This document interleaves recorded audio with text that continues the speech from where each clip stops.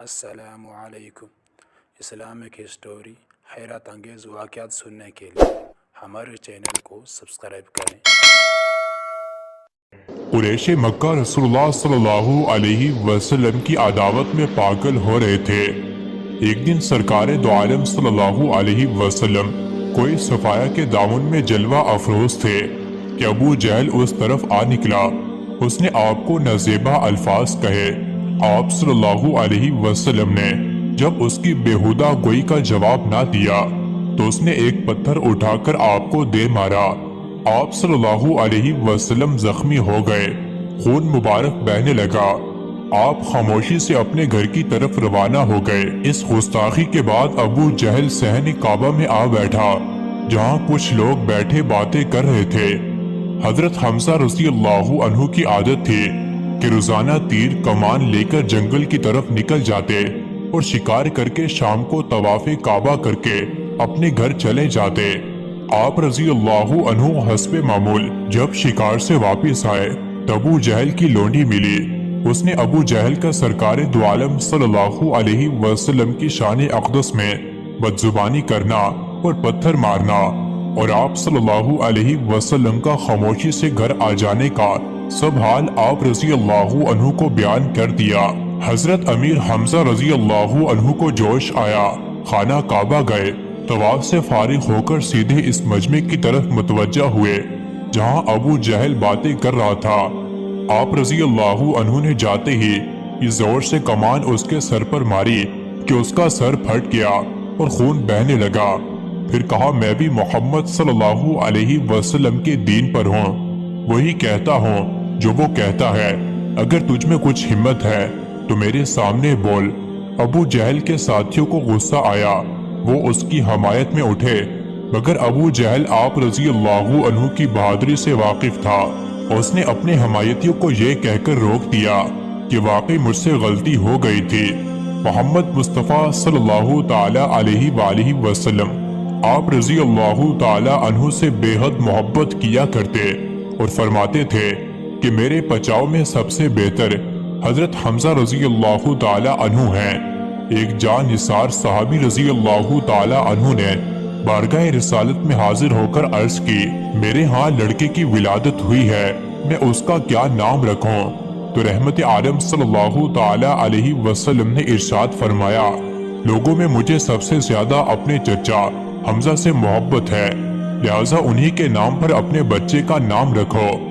ایک مرتبہ آپ رضی اللہ تعالی عنہ نے بارگاہ رسالت میں درخواست کی کہ میں حضرت جبرائیل علیہ السلام کو اصلی صورت میں دیکھنا چاہتا ہوں۔ ارشاد ہوا، آپ دیکھنے کی طاقت نہیں رکھتے۔ آپ نے اصرار کیا تو نبی کریم صلی اللہ تعالی علیہ وآلہ وسلم نے ارشاد فرمایا، زمین پر بیٹھ جائیے۔ کچھ دیر بعد حضرت جبرائیل امین علیہ السلام حرم کعبہ میں نصب شدہ ایک لکڑی پر اترے تو سرور عالم صلی اللہ تعالی علیہ وآلہ وسلم نے ارشاد فرمایا، چچا جان نگاہ اٹھائیے اور دیکھیے۔ آپ نے جو ہی اپنی نگاہ اٹھائی، حضرت جبرائیل علیہ السلام کے دونوں پاؤں دکھائی دیے، بس اتنا ہی دیکھ پائے اور تاب نہ لا کر بے ہوش ہو گئے۔ رمضان المبارک 1 ہجری میں 30 سواریوں کی قیادت کرتے ہوئے اسلامی لشکر کا سب سے پہلا علم آپ رضی اللہ تعالی عنہ نے سنبھالا۔ اگرچہ لڑائی کی نوبت نہ آئی لیکن تاریخ میں اسے سریہ حمزہ کے نام سے جانا جاتا ہے۔ 2 ہجری میں حق و باطل کا پہلا معرکہ میدان بدر میں پیش آیا تو آپ رضی اللہ تعالی عنہ بڑے جوش اور جذبے کے ساتھ شریک ہوئے اور مشرکین کے کئی سورماؤں کو ٹھکانے لگایا۔ آپ رضی اللہ تعالی عنہ اپنے سر پر شتر مرغ کی قلخی سجائے ہوئے تھے، جبکہ دونوں ہاتھوں میں تلواریں تھامے اسلام کے دشمنوں کو جہنم واصل کرتے اور فرماتے جاتے کہ میں اللہ اور اس کے رسول کا شیر ہوں۔ 15 شوال المکرم 3 ہجری میں غزوہ احد میں آپ رضی اللہ تعالی عنہ کے دونوں ہاتھوں میں تلواریں تھیں جنہیں وہ بے محابہ چلا رہے تھے۔ جس طرف رخ کرتے صفوں کی صفیں الٹ جاتی اور لاشوں کے انبار لگ جاتے۔ اچانک عرب کے مشہور شمشیر زن صبا غیسانی سے آمنا سامنا ہو گیا۔ ماہر جنگجو صبا نے کہا، مقابلہ کرو گے؟ حضرت حمزہ رضی اللہ عنہ उस वक्त गजबनाक शेर की तरह बिखरे हुए थे। बोले, हाँ, वो खतने करने वाली के बेटे, अल्लाह रसूल के दुश्मन। उसके साथ ही 10 कज़ा हरकत में आया और सबा का सर तन से जुदा हो गया। सबा आखिरी बदनसीब था जो हजरत हमजा रजी अल्लाहु अन्हु के हाथों जहन्नुम रसीद हुआ। उसको ठिकाने लगाते वक्त हजरत हमजा रजी अल्लाहु अन्हु की ज़िरा पेट से खिसक गई थी। वैशी किसी एक ही मौके की ताक में एक चट्टान की आड़ में छुपा बैठा था। उसने आपके पेट का निशाना लेकर पूरी कुव्वत से नेज़ा फेंका। वैशी इस काम का माहिर था, चुनांचे उसका फेंका हुआ नेज़ा आपकी नाव से जरा नीचे आकर लगा और आपका शकम कट गया। गजबनाक होकर वैशी की तरफ लपके, मगर वैशी दूर था और इंतहाई ताकत से फेंका हुआ नेज़ा अपना काम कर चुका था।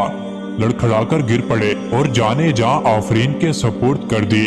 जंग खत्म हो गई तो वैशी ने हजरत हमजा रजी अल्लाहु अन्हु का पेट चाक किया और उनके जिगर का एक टुकड़ा काट कर अबू सुफियान की बीवी हिंदा वो औरत है जिसके वालिद को बदर के मैदान में हजरत हमजा रजी अल्लाहु अन्हु ने कत्ल किया था, के पास गया और कहा, अगर मैं तुम्हें बताऊं कि मैंने तुम्हारे वालिद के कातिल को मार डाला है तो मुझे इनाम मिलेगा।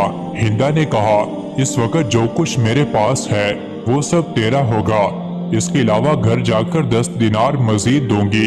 वैशी खुश हो गया और हजरत हमजा रजी अल्लाहु अन्हु के जिगर का टुकड़ा हिंदा को देकर कहा, ये रहा तुम्हारे दुश्मन का कलेजा।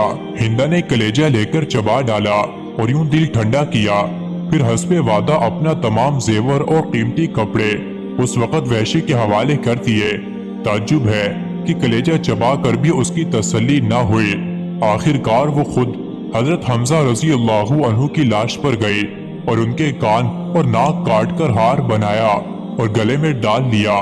मौरखीन कहते हैं कि मक्का वापस पहुंचने तक ये हार उसके गले में पड़ा रहा। हजरत जाबर रजी अल्लाहु अन्हु फरमाते हैं कि जब हजूर सल्लल्लाहु अलैहि वसल्लम ने हजरत हमजा रजी अल्लाहु अन्हु की लाश को देखा तो हिचकी बंद हो गई। शुहदाए ओहद में सबसे पहले आप रजी अल्लाहु ताला अन्हु की नमाज जनाजा अदा की गई, फिर एक एक शहीद के साथ आपकी भी नमाज जनाजा पढ़ी, जबकि एक रिवायत के मुताबिक 10-10 शहीदों की नमाज एक साथ पढ़ी जाती और उनमें आप भी शामिल होते। यूं इस फजीलत में आप रजी अल्लाहु ताला अन्हु मुनफरिद हैं और कोई आपका शरीक नहीं है।